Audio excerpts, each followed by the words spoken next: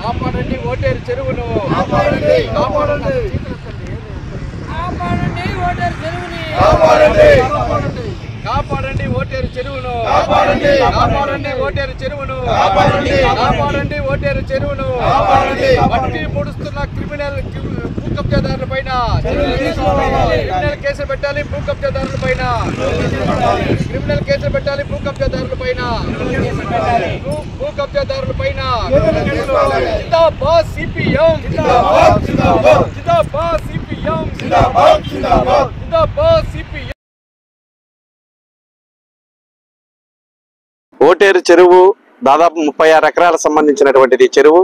ఈ చెరువు అన్యాక్రాంతికి గురవుతానని చెప్పని గత 5 సంవత్సరాలుగా వామపక్ష పార్టీలు సిపిఎం పార్టీ ఒక పెద్ద ఎత్తున ఆందోళన చేశాయి. ఈ చెరువును రక్షించడానికి ఆ రోజు కలెక్టర్ దగ్గర, అదేవిధంగా అధికారుల దగ్గర, ఆ రోజు ఉన్నటువంటి ఎమ్మెల్యేల దగ్గర ఒక పెద్ద ఎత్తున నిరసన తెలియజేస్తే 5 ఏళ్ల పాటు గమ్మునుండింది. ఈసారి మళ్ళీ అదే పడగ విప్పి ఇక్కడికి ఈ చెరువును మొత్తాన్ని కూడా పూర్తి చేయడం అనేది చాలా దుర్మార్గమైనటువంటి విషయం.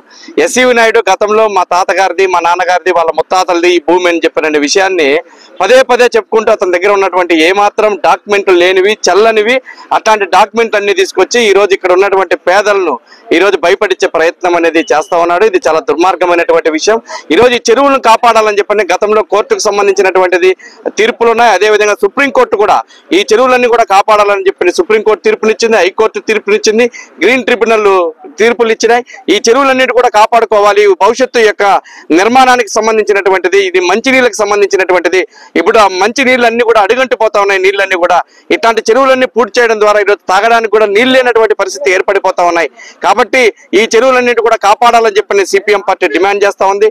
ఇప్పటికి కూడా ఈ ఓటేరు చెరువును కనుక రక్షించకుండా పోతే రేపు రాబోయే కాలంలో ఈ ప్రాంతంలోనే ఏదైతే పూడ్చినారో ఇక్కడ మేము గుడిసెలేసి ఇవన్నీ కూడా పేదలకు సంబంధించినటువంటిది ఇల్లు ఇవ్వబోతా ఉన్నాం. ఇప్పటికైనా ప్రభుత్వం వెంటనే దిగి రావాల్సినటువంటి అవసరం ఉంది.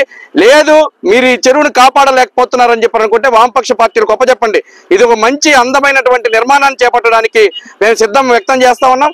ఇక్కడ లేకపోతే పేదవాళ్ళందరూ కూడా గుడిసెలేసి ఆ రకంగా జీవనం కొనసాగించడానికి ఉపయోగపడుతుంది. కాబట్టి తక్షణమే అధికార యంత్రాంగం స్పందించాలని చెప్పి సిపిఎం పార్టీగా డిమాండ్ చేస్తా ఉన్నాం. కోతవేటు దూరంలో కలెక్టర్ ఆఫీసు, అదేవిధంగా కోతవేటు దూరంలో పులిపర్తి నాని ఆఫీస్ ఉంది, ఆయన ఇల్లు ఉంది. ప్రతిరోజు ఇక్కడికి మట్టి రూపంలో ఇక్కడ తోలుకొని వచ్చి రాత్రులంతా నిద్ర లేకుండా ఇక్కడ చుట్టుపక్కల ఉన్నటువంటి ప్రాంతాల ప్రజలకు నిద్ర లేకుండా ప్రతిరోజు పుడుస్తూ ఉంటే వీళ్ళు ఏమైనా నిద్రపోతున్నారని చెప్పి అనేది అడుగుతా ఉన్నాం. కాబట్టి కలెక్టర్ జోక్యం చేసుకోవాలి, స్థానికంగా ఉన్నటువంటి ఎమ్మెల్యే జోక్యం చేసుకుని తక్షణమే దీన్ని ఆపించాలని చెప్పని సిపిఎం డిమాండ్ చేస్తుంది. లేని పక్షంలో ఆందోళనకు పూనుకుంటామని చెప్పని ప్రభుత్వానికి హెచ్చరిక చేస్తా ఉన్నాం. తిరుపతి రూరల్ మండలంలో ఓటేరు చెరువు ఉంది. అది వ్యవసాయ భూములుగా గతంలో పెద్దవాళ్ల కాలం నుంచి తరతరాలుగా ఉన్న ఈ భూమిని